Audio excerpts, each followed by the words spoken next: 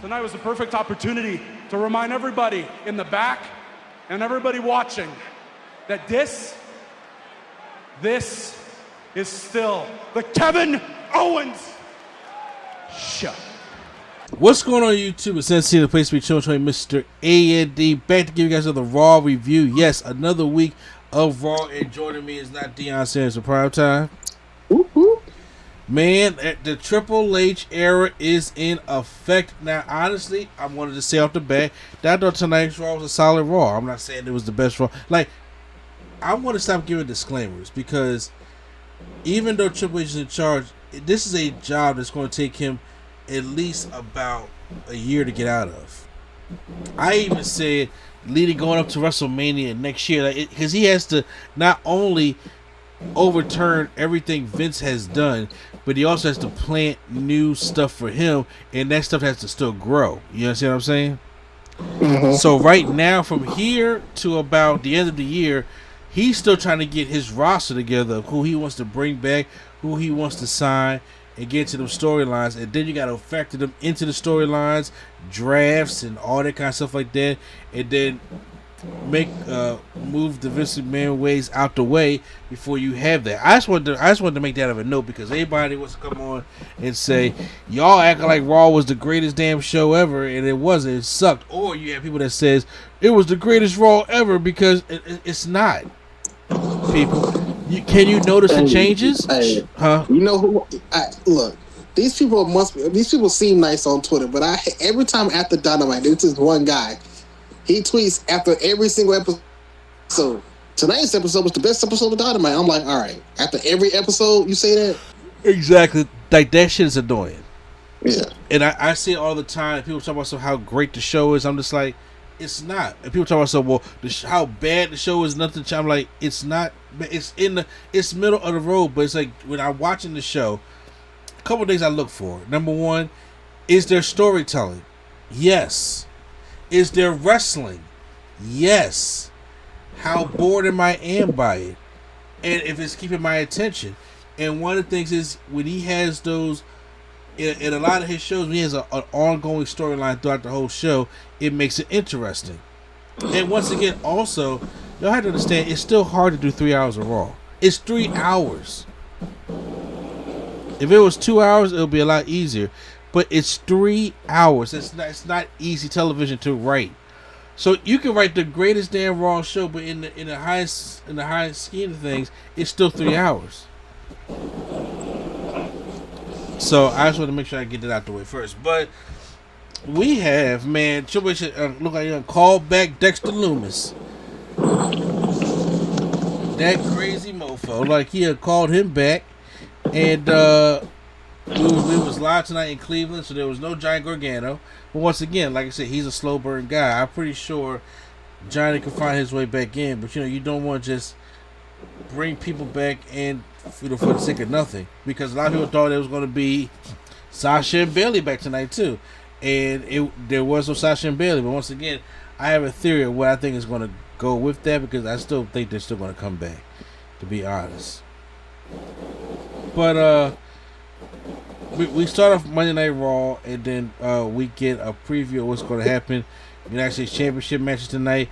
Angel Dawes will take on Seth Rollins. Finn Balor will take on Rey Mysterio. But Control, Bayley, Dakota, and Io come out to the ring, and they said they don't want to be that the women's division was suffering without Bayley. And she came back and brought it back to prominence. Well, then they revealed the bracket for the women's tag team tournament, which I'll get into later. Asuka, Alexa Bliss came out, and so did Bianca Belair. And then she wants to sell the score, but Bayley was like, "Okay, well, we'll do it at I ain't gonna do it here in Cleveland. We're gonna do it at Cash in the Castle, 6 women's tag match with Bianca, Alexa, and Asuka versus Control." So Bianca was just like, all right, well, you talk about Control, but I'm talking about losing mine. And it starts off with a brawl. Honestly, I thought they was going to do a different thing of, I want you at a pay-per-view, and they was going to say, you know what? That's cool. You want me at the pay-per-view, I want you tonight, and then they just start fighting, and then they have they have the match that night instead of, maybe that's just me.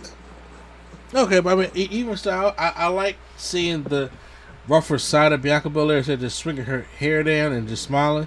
Mm-hmm. Her saying, I want to, lose control, and they start fighting. Yeah, I like stuff like that. I like it, but also, if memory serves me correctly, at this point, before this, I don't think they touched Bianca just yet. They interfered in her match, but I don't think they quote unquote like beat her up or attacked her backstage or anything. So they are not. So it's good that they touch, but not as often as they should. As they usually do at events with them. Because they all had a brawl to the outside. And little Alexa Bliss comes off the barricade and splashes off them down to the floor. I would have let EL do a moonsault from. Exactly. I was saying Alexa Bliss is about that big, so I'm just like, y'all all could just caught her, to be honest with y'all. The first match is Seth Rollins taking on Angelo Dawkins. So obviously we seen Seth Rollins taking on Montez Ford last week, so now we're getting Angelo Dawkins this week. He feeling himself. He ain't got no shirt on in this matchup, and he was doing pretty good. He was doing cartwheels in the ring. He was hopping over the top rope, and because he know he about to lose his job. That's why. So he doing all this. That job is almost up. He was showing that he was in there. He was really hanging. I was proud of him because they made an interesting matchup. And then there was a one near fall where everybody thought he got it. Where he hit the sky high, the old school D'Lo Brown sky high on Seth Rollins. Mm-hmm. Takes him out, but Seth Rollins kicks out. Goes for a curse stop. Dawkins gets out the way. Tries to go for a roll up, but he rolls out of it. Goes for another curve stop. He gets out the way this time, and then but Rollins hits him for a pedigree and beats him with the pedigree. Yeah, but by the way, Montez did get ejected. He was getting all angry. He did get ejected, so showing some of that anger side. But you know what I like though? What's up? Last week after the match, Seth Rollins went for another curse stomp after he beat Montez, and Angelo Dawkins saved it. This week after the match, Seth Rollins went for a curse stomp after the match, and Montez didn't come out. So Dawkins just took a curse stomp after the match. Anyway. Oh man. I feel like that was received. I was like, yeah, I didn't pay attention to that, but that's gonna be something. That's gonna probably be that descent that we all probably expecting to come sooner or later. One thing I also loved on this was the next matchup. Ezekiel versus Kevin Owens. And I was just like, we gotta find a way to end this thing because we can't keep going on with I'm not Elias, I'm Ezekiel. Man, Kevin Owens started the match off, beat the shit out of Ezekiel, powerbombed him on the apron, old NXT style, to the point where they had to bring the ambulance and cart him off. Beautiful stuff. Yeah, it sucks though, because I like Elias, but Ezekiel just gets destroyed because of his events. Yeah, I feel bad for the actual guy. Elias was a Triple H guy.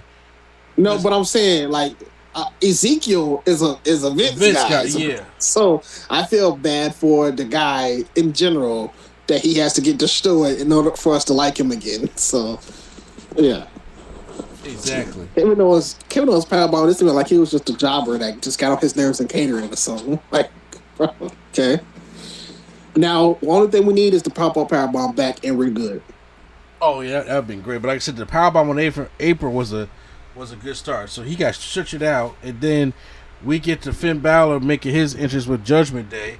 Damian Priest gets on the mic after Finn Balor is talking about the stuff he's going to do to Ray and Dominic, but Priest calls out Edge for a match in Toronto. He said Judgment Day will end Edge in his hometown. So I'm guessing they're in Toronto next week? No. Next week they're in DC. So I don't know when Toronto is. This week after next. Oh, week after next. Okay, oh yeah, so you get some more build-up. So Edge versus Damian Priest. Alright, cool. But right now we have Finn Balor versus Rey Mysterio. Backstage. Real quick. Before we get to, because I don't know which one you're about. Are you about to get to the Ray and Dom or the other one? Well, this is the Dom. This is the Ray versus Finn Balor matchup. So okay, obviously Dom's gonna be in it. Yeah. Okay. Real quick, because Kevin Owens, is Kevin Owens' interview in your notes or not? No. Okay, well, cool. I'm gonna talk about it here then. So Kevin Owens, because this happens throughout the night. Kevin Owens is getting interviewed. Why did he tag Ezekiel? And there's a car accident in the background. It's like Nikki Ash, Doudrop, and like a bunch of security guards and like a crashed car in the background, and like nobody's saying nothing at all. It's just like, okay, like, are we just not supposed to ignore this car crash in the background? And then they just kept doing it throughout the night. And I just thought that was funny. You're right, because the car crash did happen when he was saying this is the Kevin Owens show, correct? Yes, because then later tonight we got another segment, and the car crash was still happening, a lot of commotion, and then yeah. Yeah, and I was just like, yo, where the hell did this come from? Now I will say the second segment, because I don't know if it, obviously again if it's on your notes or not, but it's with Bailey and Control and AJ Styles. Did you see this? I have that on my notes. I do have that on my notes. Okay. Yeah, I had that on my notes. So right now, the Finn Balor Mysterio matchup, Dominic does not come down to the ring because he's already mad at Edge. He pushed Edge. And Rey Mysterio's just like, I know for 20 years that's familiar. You got me messed up, man. Man, he said, you gonna believe me over him? He said, I know this guy for 20 years, Tom. What are you doing? Well, I know you for 25. Man, if you don't get your... All right, man. Slap him. Spank him. Did Ray and Finn have a solid matchup? Towards the end, Ray sets up Finn for the 619. But as he's about to go for it, he sees that somebody's carrying his son. Rhea Ripley, like, this man love getting beat up by Rhea Ripley, a little fetish. He got the bruise of the torn t-shirt. It distracts Ray, and then Finn hits a 1916, and then a double foot stomp to win the matchup. There was a point where Damian Priest tried to get involved, but he got hit in the back of the head. But right now the story is, how does Dominic feel? Like he walked away from his father, and is he gonna blame his father for him getting beat up? We don't know, but it's a possibility. So we get the brackets for the women's tag team championships. It is what you expect because we don't have that many teams, and you had to make some teams. But however, I did like how they tried to like kind of put some kind of emphasis on it and try to make them like, hey, this is what this match is going to be, and why they're teaming up, and have them talking in the back, kind of like say they were. Dana Brooke said her greatest challenger for this 24/7 championship, which sucks, was Tamina, so that's why she wants to be partners with her. I'm glad we got that little bit of context in there also, but I know fans out there expecting like Sasha and Naomi, and I still think they come later. I don't think they're gonna be. They're not in the tournament, obviously, but I think they come later. Okay. Because I have a theory about that. So it's Dana Brooke and Tamina taking on Io Sky and Dakota Kai. Triple H. Triple H know what he's doing. 225. He said, ma'am, you are going to be on Raw. You are going to be on Raw. Or Fox, whatever. We don't know what show she's on yet. Exactly. He said, Nikita, you are going to be on the main show.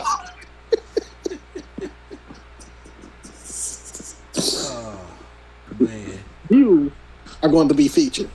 We got all these other people here that's actual teams on the show. You are going to be featured on Monday Night Raw or Friday Night Smackdown.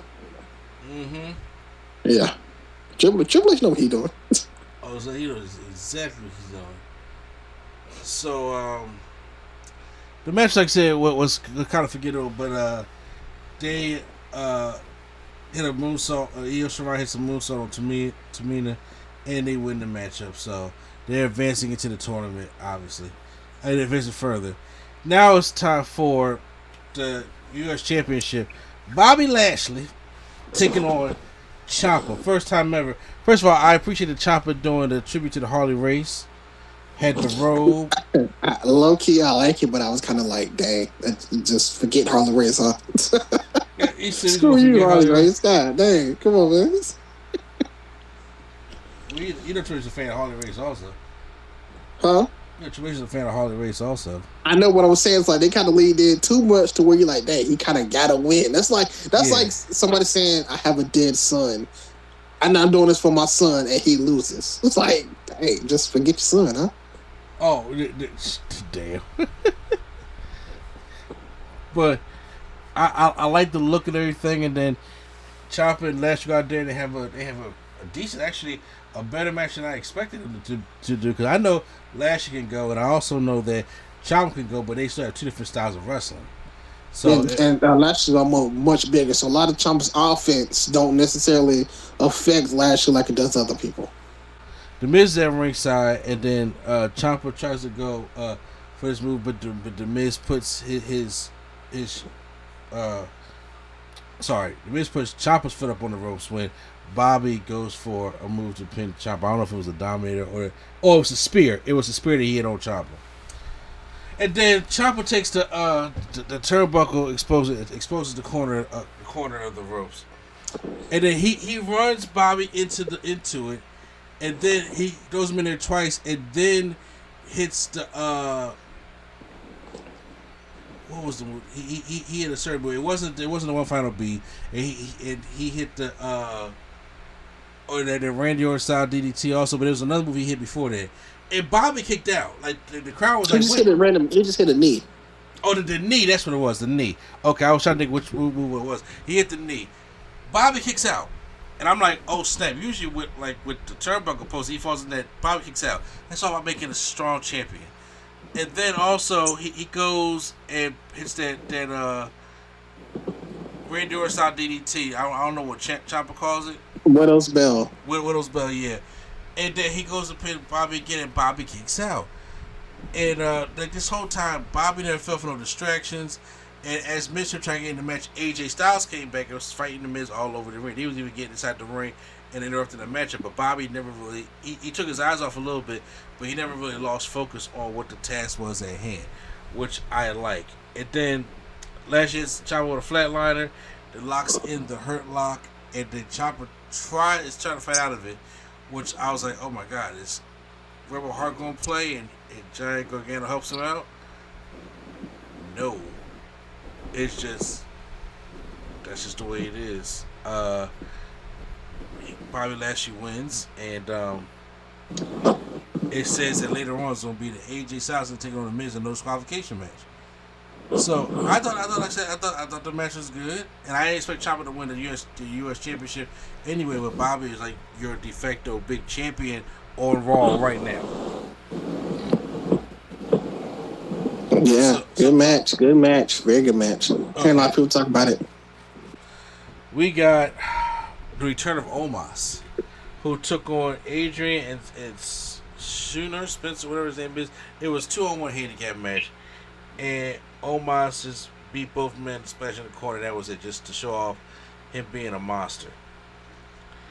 And then backstage they show Seth Rollins talking about, because next week is going to be the return of Matt Riddle. Or Riddle, whatever the case may be. I don't know if he got his first name back yet or not. So then we get Chad Gable taking on Dolph Ziggler. I was like, really? Not expecting this at all? And on top of that shit, I was expecting Dolph Ziggler to hit a super kick on Gable and win the matchup. I thought that was this. You wasn't expecting a fresh matchup? No, especially with Dolph Ziggler winning. I knew he was gonna be. I knew he was gonna be in there tonight. I mean, come on. Ziggler's from Hollywood, Florida. No, he's from Cleveland. Oh, he's from Cleveland. Oh. Dolph Ziggler is from Hollywood, Florida, but Nick Nemeth is from Cleveland. Got you. Okay, yeah. A lot of Cleveland boys in the house tonight. So, okay.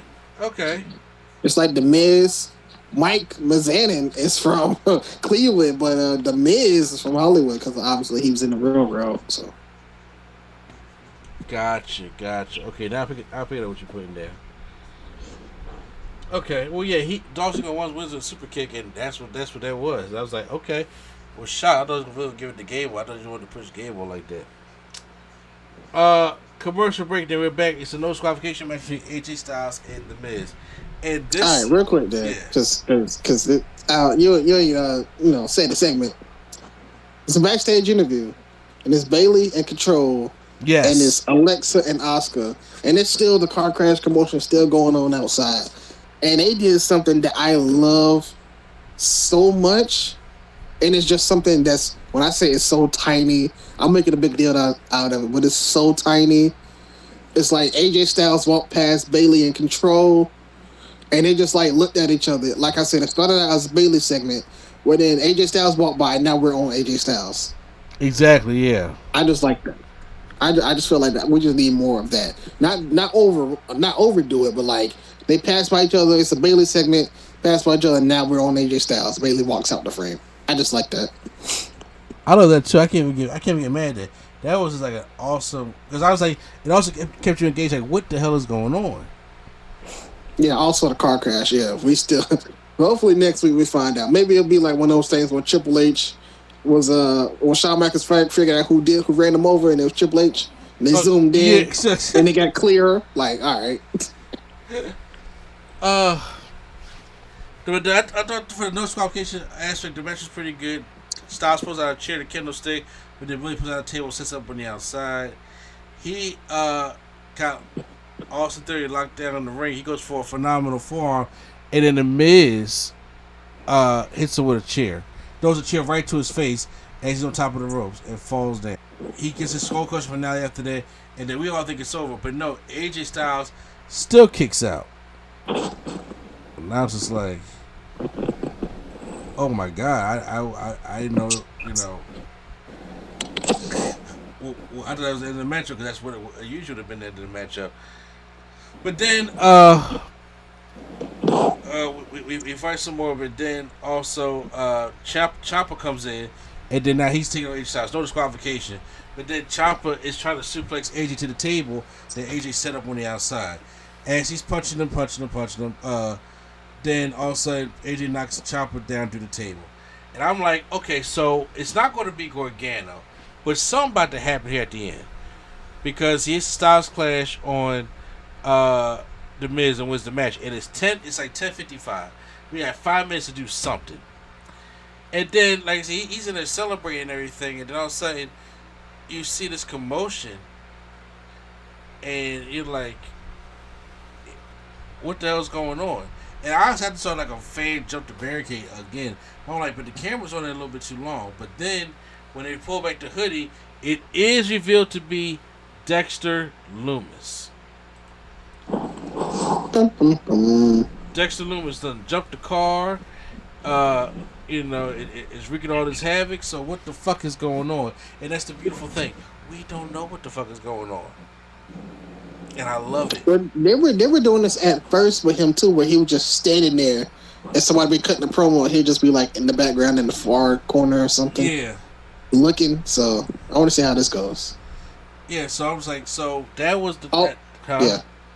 I was gonna say also, do you think they talk about Indy or at all his quote unquote wife still, since they're both back in the same company? Do you think they talk about it? No. You don't think so? Okay. I want to talk about it, but no, they're not gonna talk about it. That was Raw, and I was like, it was a solid show. To me, it was a solid. Like I could put my thumbs up for it. I'm not like in a C+ style way, even like a B- in a way. But I'm saying, but I didn't get too bored with Raw today, and I enjoyed seeing Dexter Lumis. I just want to see what's gonna be happening, and also it's getting me excited for SmackDown to see what's gonna happen on SmackDown. Yep. So it's a lot of good things to stay aware of. So, guys, post any comments down below. How you guys feel about Monday Night Raw? Hit the like button if you guys enjoyed our review. Hit the subscribe button for more right here on NC Studios. So once again, it's NC a place to be. Chill Chamber saying D. Not Deion Sanders of Prime Time. All right, y'all. All right, and the Nerd Coalition is out.